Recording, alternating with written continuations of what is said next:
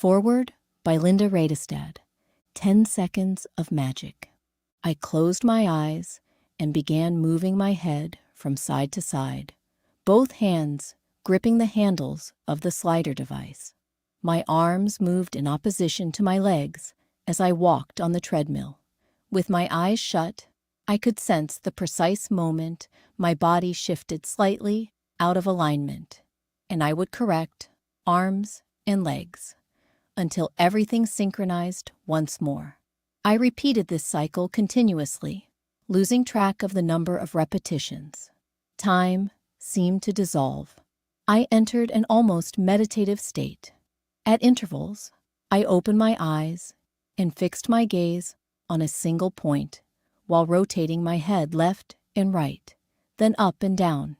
Each time I achieved that moment of synchronization, it felt as though my left arm could move forward freely and without restriction, as if the spasticity had disappeared entirely. I kept pursuing those brief windows, 10 seconds at a time, when everything felt rhythmic and effortless. The sensation was remarkably compelling. "Incredible," I said aloud. I opened my eyes and repeated the word, turning to the person beside me. He was smiling. Arjan looked at my face, and I believe he already knew what I was about to say. He had seen that expression before, the one that is impossible to fabricate. It is the moment a stroke survivor realizes she can perform a movement effortlessly and independently, without a heavy, unresponsive arm, without legs controlled consciously by the prefrontal cortex, but automatically. I looked at him. I did not need to ask why. My expression said everything. "Did you see what just happened?" I asked. "Yes," he said. "Your left arm relaxes completely. Your movement looks entirely effortless." "Yes," I said. "I feel completely normal." "What do you think is happening?" he said. "I'm not certain. Perhaps it's the head movement. Perhaps the sliders guide me into it. Perhaps it all clicked at once. The rhythm, the visual focus, the walking, the arm swing, all synchronized perfectly." What was happening in that moment is explained in full in Chapter 10. An aha moment. In our work together, Arjan and I occasionally encountered what we came to call aha moments, perhaps once a year. They are defined by a sudden realization, accompanied by a sense of surprise and the conviction that we are on the correct path. At the time of this experience, I was testing a prototype.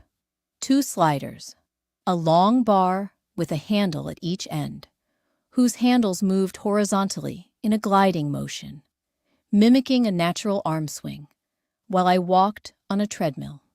I had been practicing with it daily and had incorporated specific eye-tracking exercises. Then came the aha moment. Under ordinary circumstances, my left arm would move with greater difficulty on the slider, as would my left leg, slightly out of rhythm. But during those 10 or 20 seconds, everything aligned. I felt entirely and completely normal. I was fatigued afterwards, of course, but that was beside the point. It worked. That, I believe, is the spirit of this book, a record of experimentation and lived experience that led to genuine breakthroughs, with the neuroscientific explanation emerging in its wake. What this book means to me. I still find it difficult to believe how profoundly my life has changed over the past 10 years. In April 2016, I experienced my first stroke. It occurred early in the morning at my office. I had stepped out to get a drink, and upon returning, I noticed a strange sensation in my left leg. Within moments, I collapsed into my chair, unable to move or speak. My colleagues recognized that something was wrong and called for emergency assistance. At the hospital, I was initially misdiagnosed with a transient ischemic attack. I waited 5.5 hours before receiving an MRI scan and was subsequently transferred to another facility for a thrombectomy, lasting over an hour. By the time the procedure was complete, 7.5 hours had elapsed, and the MRI showed that I had approximately lost or affected 1/3 of my right hemisphere.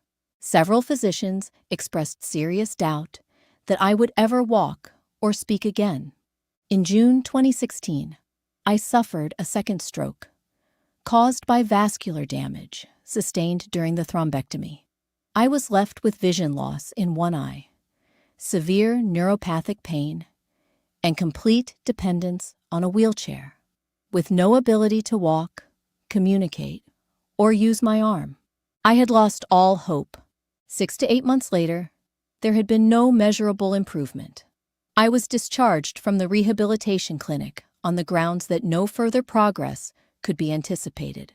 I did not accept that conclusion. I immersed myself in research literature and came to understand that neurological recovery has no defined time limit. A turning point came when I discarded my cane and brace and began walking barefoot on varied natural surfaces: sand, mud, grass, stones, and snow, to enrich the sensory feedback available to my brain. Within 4 months, though it wasn't pretty, I was walking unaided. Multiple physiotherapists had cautioned me that I would require the brace permanently and that removing it would be dangerous. Their warning only deepened my conviction. What else might my brain be capable of relearning? It was at this stage that I met Jan Arjen Kuipers. He became both a close friend and my principal collaborator. Together, we have developed rehabilitation approaches that reach well beyond what conventional clinical programs typically offer. Why this book matters. This book offers something rare and deeply needed: realistic hope, not only for stroke survivors, but for their families and for the clinicians who support them.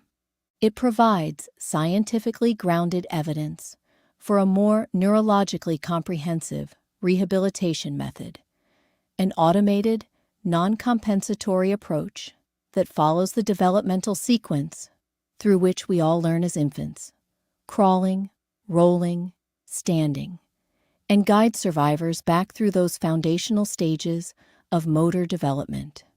Rather than placing an arm in a sling and providing a four-legged cane and rigid leg brace, rehabilitation programs should instead follow the protocol described in this book: rolling from back to front, crawling, progressing through each developmental stage before attempting to walk. The reason is straightforward.